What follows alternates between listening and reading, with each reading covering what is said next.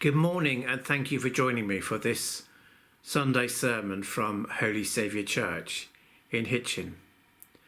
I'd like to read to you a short passage from Mark's Gospel, chapter 7, beginning at the first verse.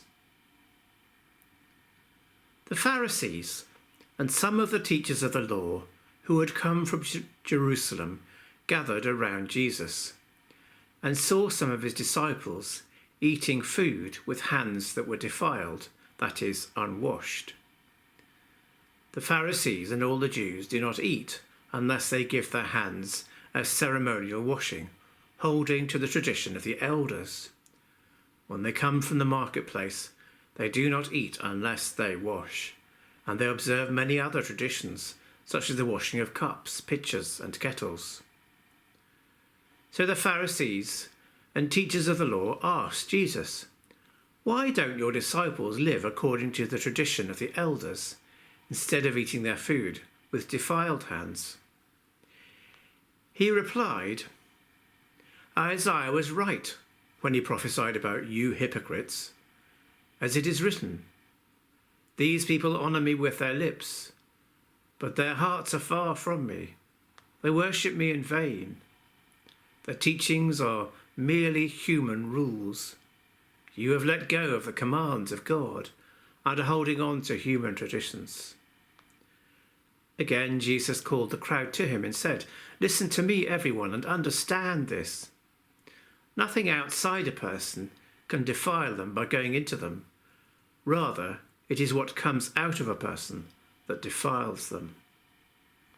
For it is from within, out of a person's heart, that evil thoughts come: sexual immorality, theft, murder, adultery, greed, malice, deceit, lewdness, envy, slander, arrogance, and folly.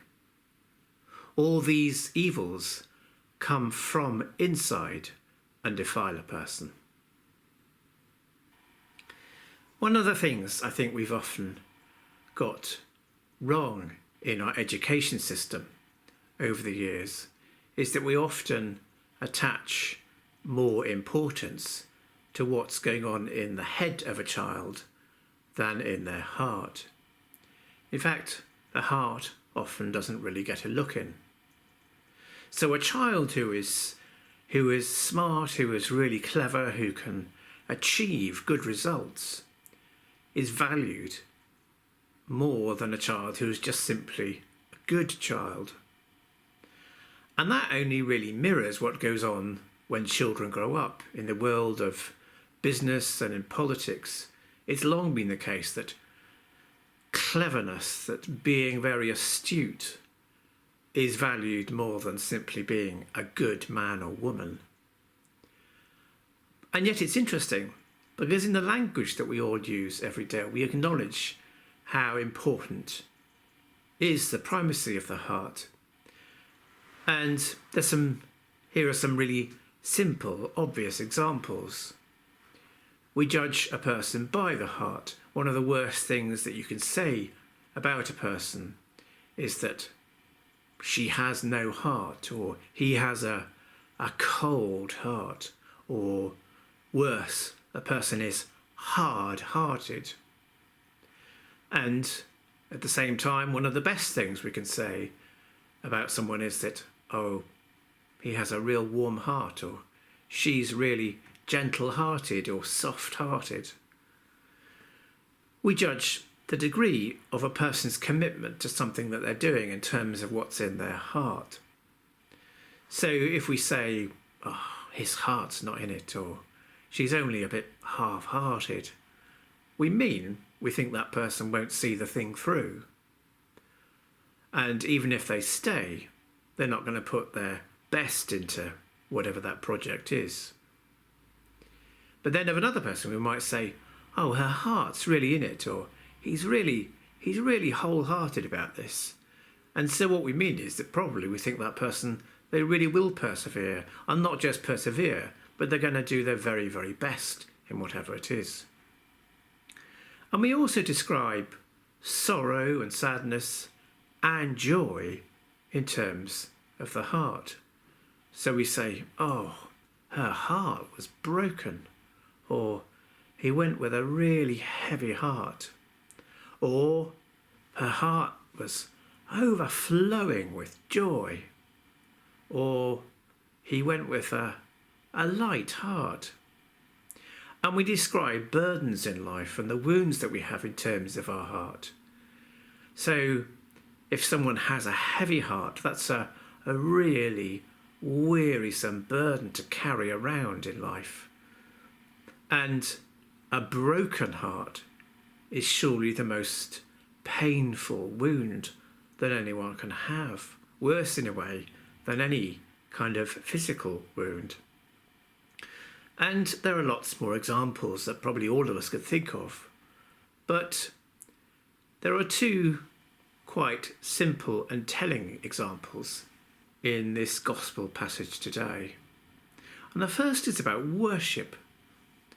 And one of the worst things can be said about someone in their worship if their heart really isn't in it, if it's just kind of lip service. And that's very much what it was with the Pharisees. And one of the best things that can be said about us when we come to worship is that our heart really is in it, that it's coming from the heart. And then the second point in this passage today is about badness and goodness. So a corrupt heart is the worst kind of wrong, of evil. It means that a person is somehow bad to their core. And conversely, a pure heart is the most real and pure and best kind of goodness in a person. And it means that the person is fundamentally true and good to their core. The gospel places huge emphasis on what's in the heart, and we can see why. Because the heart is the source from which all of our thoughts and ultimately all of our words and all of the things that we do flow. And so if the heart is pure, if the heart is clean, if it's fundamentally good, then what comes from it is going to be good too. Rather like water that's flowing from a pure spring. It's very clear that the Pharisees paid more attention to the outside than to the inside. They were much more preoccupied with having clean hands than they were with having clean hearts. It is the heart that really, really matters. But it's only God who can ever really see what's in our heart. And it's only He who can make it, ultimately, what it really, really should be. Our hymn for today is "Great is Thy Faithfulness," and may God's peace go with you.